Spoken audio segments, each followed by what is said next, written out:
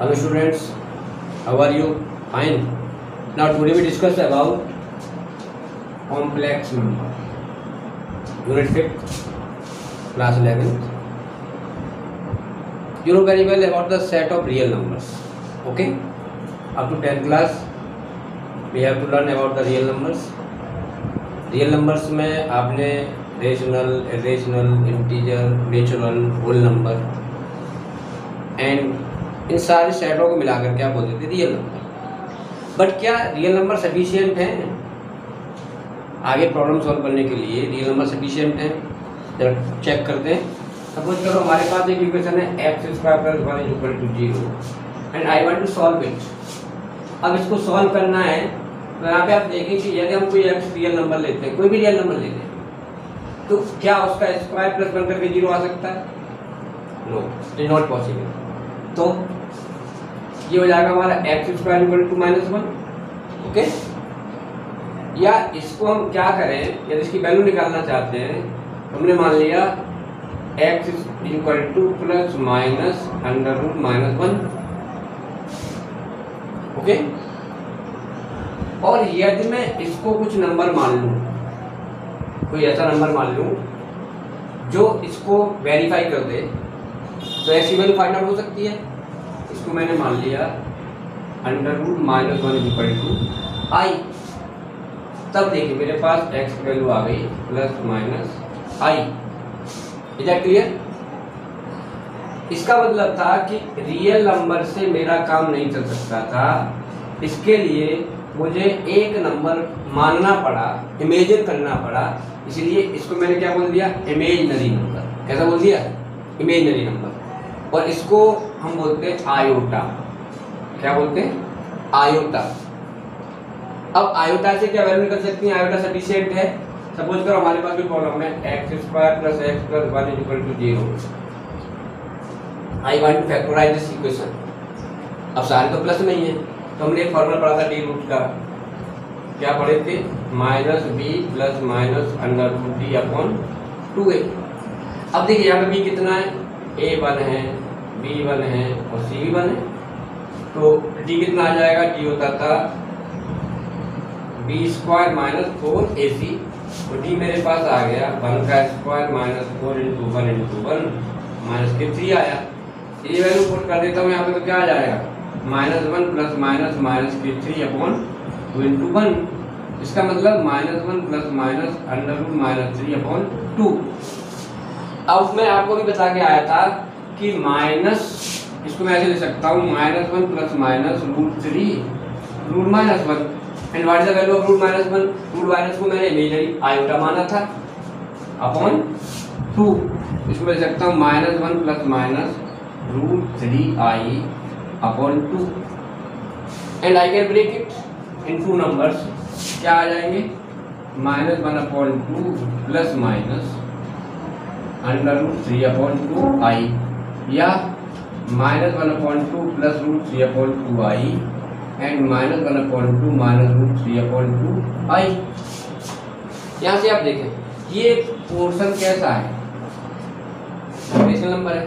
कैसा हो गया? Real part. कैसा हो गया? रियल। यहाँ i आ रहा है और i आ रहा है, तो कैसा नंबर हो जाएगा? इमेजिनरी।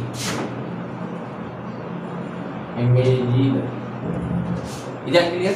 तो इसका मतलब है कि iota is sufficient to solve this problem if we have no real roots, then with the help of imaginary roots we can solve this equation. तो कॉम्प्लेक्स नंबर की स्टैंडर्ड फॉर्म क्या होती है? कॉम्प्लेक्स नंबर क्या होता है? Now we denoted by complex number. देखिए complex number, इसको हम इंडिकेट करते हैं z से, denoted bye, it is denoted by z। एक ऐसा नंबर जिसके पास रियल नंबर भी होता है और इमेजिनरी नंबर भी होता है, यानी z = a + ib। It contain real part and imaginary part. ये कैसा पार्ट है? Real z। कैसा है? Real z। और ये कैसा है? इमेजिनरी। ओके, तो हम कह सकते हैं कि कोई भी नंबर जिसके पास रियल पार्ट भी है और इमेजिनरी पार्ट भी है, that is a complex number. अब complex number, any complex number z हमें जो दे रखा है, ये प्योरली रियल कब हो सकता है? प्योरली रियल कब हो सकता है? प्योरली रियल जब हो सकता है ना, जब ये वाला पार्ट क्या हो जाए, जीरो, और इस पार्ट में क्या जीरो है, if b is equal to zero. Is that clear? और प्योरली इमेजिनरी कब हो सकता है? इमेजिनरी कब हो सकता है? इफ, देखिए प्योरली इमेजिनरी या नो रियल पार्ट, इसका मतलब a is equal to zero. Okay, और कॉम्प्लेक्स इमेजिनरी नंबर हमारा जब हो सकता है कब? जब क्या हो, a जीरो के बराबर हो। तो ये बात बताओ, जीरो कैसा नंबर है? इमेजिनरी है, प्योरली रियल है, प्योरली इमेजिनरी है। देखिए यहाँ पर आप एक बात याद रखिए, इन दोनों पार्ट्स को आप जोड़ नहीं सकते। क्यों नहीं जोड़ सकते? They have different identities. This is real, this is imaginary. जैसे वेक्टर में आप a प्लस बी को जोड़ सकते हो क्या? Vector a plus vector B, तो vector a plus vector B रहेगा भाई। Same quantity you can add real part और रियल पार्ट, इमेजिनरी पार्ट और इमेजिनरी पार्ट। अब देखिए जीरो का मैं ऐसे तो लिख सकते थे, लेकिन जीरो प्लस आई जीरो, इसके अंदर प्योरली रियल भी है और प्योरली इमेजिनरी भी है, पर ये नंबर कैसा नहीं है, it is not a imaginary. Purely real है क्योंकि b जीरो है, प्योरली रियल है क्योंकि a जीरो है, बट इमेजिनरी नहीं है। क्यों?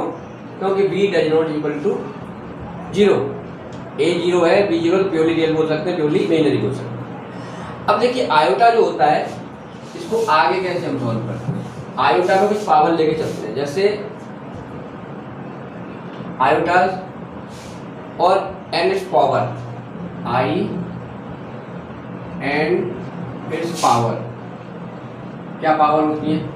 देखिए अभी आपने क्या पढ़ा था, i equal to minus root one, यदि मैं आई स्क्वायर करता हूँ तो आई स्क्वायर करूँगा तो ये क्या रह जाएगा, माइनस वन रह जाएगा, आई स्क्वायर माइनस वन। यदि मैं आई क्यूब करता हूँ तो जाएगा I square into I is equal to minus के आई, क्योंकि आई ऑलरेडी है, value of I square is minus one. यदि मैं आई फोर करता हूँ, आई फोर क्या हो जाएगा, I square into I square that is minus one into minus one that is one. अब देखो आप इसको ऐसे भी लिख सकते हो, जो वैल्यू आई की है वही वैल्यू आपके पास किसकी आ जाएगी, जो आई की वैल्यू आपके पास है वही वैल्यू आपके पास आ जाएगी किसकी, आई फाइव की वैल्यू निकालो तो क्या निकलेगी, आई फाइव। इसको लिख सकते हो आई फोर और आई, तो जो रूट माइनस वन की वैल्यू थी वो आई थी, आई फाइव की वैल्यू क्या आ गई, आई आ गई, क्योंकि आई फोर की वैल्यू क्या होती है, वन होती है। आई सिक्स की वैल्यू क्या आ जाएगी, माइनस वन भाई, आई four into I square. I seven की वैल्यू क्या आ जाएगी, आई सेवन आ जाएगा। आई थ्री की वैल्यू कितनी है, आई माइनस आई, और आई फोर की वैल्यू क्या आ जाएगी, जो आई एट की वैल्यू होगी वही आई फोर की वैल्यू होगी। क्यों? क्योंकि I four into I four, I four value कितनी है, one, imply that I four equal to I eight. अब देखिए जब हमारे पास आयोटा डिफाइन हो गया, आयोटा क्या है, तो हम इक्वलिटी कैसे चेक करेंगे, equality of two complex number. Suppose करो मेरे पास दो कॉम्प्लेक्स नंबर है, z1 x1 plus I Y one और z2 x2 plus I Y two, and these complex number are equal. Equal है z1 इक्वल टू z2, इसका मतलब है कि x1 plus I Y one x2 plus I Y two. अब देखिए real से real part compare कर सकते हैं आप, और इमेजिनरी से इमेजिनरी पार्ट कंपेयर कर सकते हैं। तो रियल पार्ट यहाँ पे ये है और यहाँ पे रियल पार्ट ये है। आप कह सकते हैं x1 equal to x2 and y1 equal to y2। Now we discuss about the basic operation in mathematics. क्या होते थे? चार होते थे। एक होता था एडिशन। अब एडिशन को आप यहाँ पे अप्लाई करें, कहाँ पे? Complex number. तो देखिए आपके पास दो कॉम्प्लेक्स नंबर है, एक है z1 x1 plus I by 1 और z2 है x2 plus I by 2। How to add? तो देखिए z1 प्लस z2 ये हो जाएगा x1 plus I by 1 x2 plus I by 2। Similar है। रियल पार्ट कौन से हैं? इमेजिनरी कौन से? ये आप ऐसे लिख सकते हो x1 plus x2 plus I by 1 plus by 2। Simple. Minus करना है तो यहाँ पे क्या आ जाएगा? z1 सब्ट्रैक्शन जब आप करेंगे तो सिंपल z1 माइनस z2 क्या हो जाएगा? x1 plus I by 1 minus x2 plus I by 2 हो जाएगा x1 minus x2 plus I by 1 minus by 2। तीसरा ऑपरेशन क्या था? मल्टीप्लीकेशन। मल्टीप्लीकेशन में क्या था? z1 z2। ये थोड़ा समझने की कोशिश करिए। जैसे मान लीजिए मेरे पास दो नंबर z1 z2 दे रखे हैं, आई want to multiply these numbers. तो z1 z2 means x1 plus I by 1 into x2 plus I by 2।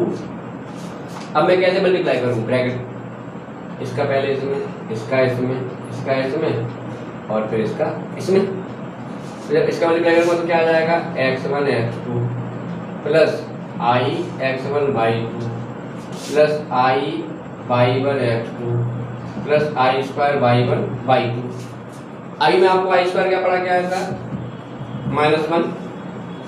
यहाँ पे मैं आई स्क्वायर क्या रख सकता हूँ? -1 रख सकता हूँ। तो मेरा रह जाएगा x1 x2 plus I x1 by 2 I by 1 x2 minus by 1 by 2। अब इसको मैं क्या करूँ? ये दोनों रियल, ये भी रियल है। रियल पार्ट को मैं एक साथ रख ले रहा हूँ। तो x1 x2 minus by 1 by 2 plus I x1 by 2 plus by 1 x2 multiplication. अब तीसरा हमारे पास चौथा हमारे पास आता है डिवीजन। देखिए डिवीजन में क्या है आपका कि डिवीजन में आप ऐसे लिखते हैं, जैसे कोई भी नंबर आपके पास है, सब्ट्रैक्शन हो गया, डिवीजन है। मान लीजिए z1 डिवाइडेड बाई z2। ये थोड़ा सा कॉम्प्लिकेटेड समझने की कोशिश करिए। मान लीजिए मेरे पास है x1 प्लस आई बाई 1 और x2 प्लस आई बाई 1। जरा रिकॉल करिए, 9th क्लास में जाइए, वहाँ क्या पढ़ते थे? वहाँ पढ़ते थे कि हम डिनोमिनेटर को रेशनलाइज करते थे। रेशनलाइज का मतलब क्या है कि इसको एकदम रियल नंबर बनाते हैं तो डिनोमिनेटर रेशनलाइज हो जाएगा। इसके लिए क्या करें? इसका कॉन्जुगेट कर दें। कॉन्जुगेट का मतलब इस साइन को चेंज कर दें, प्लस है तो क्या लगा दें? माइनस। तो क्या हो जाएगा? x2 माइनस आई बाई 2 और x2 माइनस आई बाई 2। अब नीचे एक आइडेंटिटी बन गई, a plus B A minus B. ऊपर मल्टीप्लाई कर लो सेम इस तरीके से। क्या हो जाएगा? x1 प्लस आई बाई 1 और x2 माइनस आई बाई 2 और नीचे हो जाएगा x2 स्क्वायर। ठीक है, माइनस आई स्क्वायर और by 2 square. I I I I square हो गया ना, आई बाई 2 स्क्वायर। क्या हो जाएगा? x2 स्क्वायर माइनस आई स्क्वायर और by 2 square. But I square already क्या है? -1। ये क्या हो जाएगा? x2 square plus by 2 square. कैसा नंबर आ गया? रियल, पूरा रियल हो गया, इमेजिनरी पार्ट खत्म हो गया। तो इस तरीके से आप डिवाइड जब करेंगे तो आप क्या करेंगे? जब भी आप डिवाइड करेंगे तो डिनोमिनेटर को कॉन्जुगेट करेंगे। कॉन्जुगेट कैसे करेंगे? जो भी इमेजिनरी पार्ट आपका है उसका प्लस है तो क्या करेंगे? माइनस, और माइनस है तो क्या करेंगे? प्लस। क्लियर? तो बच्चों इस बेस पर मैंने जो अभी आपको समझाया, इसके बेस पे आप क्या करेंगे? एक्सरसाइज 5.1 आपको दे रखा है, इसमें आप क्या करेंगे? इस एक्सरसाइज करने की कोशिश करेंगे, सिंप्लीफाई करने की कोशिश करेंगे, और सिंपली आपको सारे नंबर को किस में लिखना है? आपको एक स्टैंडर्ड फॉर्म में लिखना है, a + i b की फॉर्म में लिखना है। कोई भी नंबर आपके पास है, जैसे मान लीजिए i⁴ + i⁴ 19, ठीक है। अभी मैं क्या बता के आया था आपको? इसको i⁴ 8 i⁴ 4 5 4 कर दो, i3 बचेगा। अब i⁴ 8 क्या बताए थे? 1 बताए थे। 1 × i प्लस इसकी 1 होती है 1⁴ 4 और i³ अब i³ क्या बताए थे? i प्लस माइनस i, क्या हुआ? कट गया, 0 आ गया। a + i भी लिखोगे तो क्या लिखोगे? 0 + i 0। You can check your answer. इसमें आप देख सकते हैं सेकंड क्वेश्चन मैंने करवाया था, वैल्यू आपकी 0 आ गई। 0 को आप a + i फॉर्म में ऐसे लिख सकते हैं, समझ गए? अच्छा, दूसरा इसमें एक और था कि मल्टीप्लिकेटिव इनवर्स क्या होता है। तो देखिए मल्टीप्लिकेटिव इनवर्स निकालने के लिए थोड़ा समझ लीजिए इसको और बता देना, इसके बाद में कंक्लूड करते हैं। मल्टीप्लिकेटिव इनवर्स,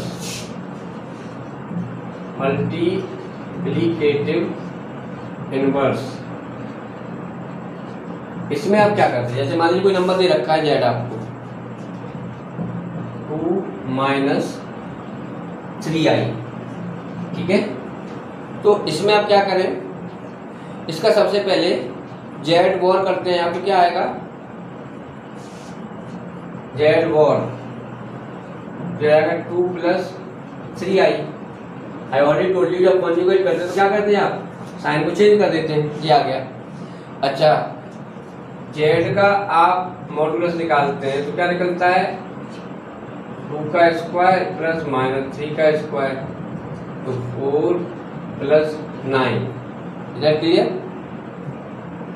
तो जो आपके पास आ जाएगा 2 का स्क्वायर प्लस 3 का स्क्वायर, ठीक, दैट इज 13।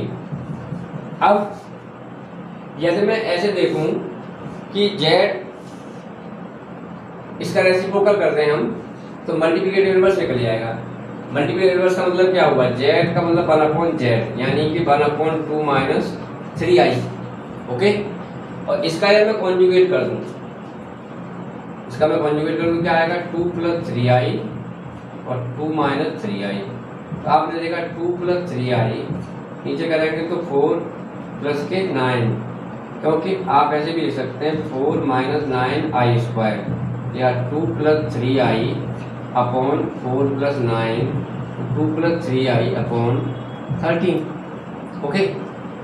अच्छा देखिए यहाँ पे z ऐसे है, आपके पास क्या आया? z = 1/z, ठीक है, = 2 + 3i अपॉन 13।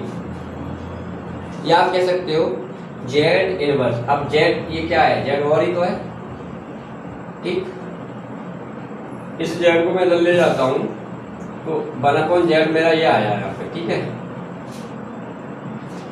ऊपर ले जाओ तो क्या हो जाएगा? z इनवर्स, ये हो जाएगा z इनवर्स = ये आ गया z वॉर।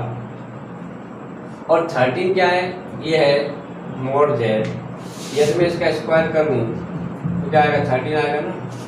तो in place of 13 I can put mod z square। Is that clear? So this is the multiplicative inverse. So you can use direct formula to find the multiplicative inverse. On this basis you can complete exercise 5.1. Okay? So that's all for today. So you have to complete exercise. Homework note कर लें. Complete exercise 5.1. Okay? In this exercise.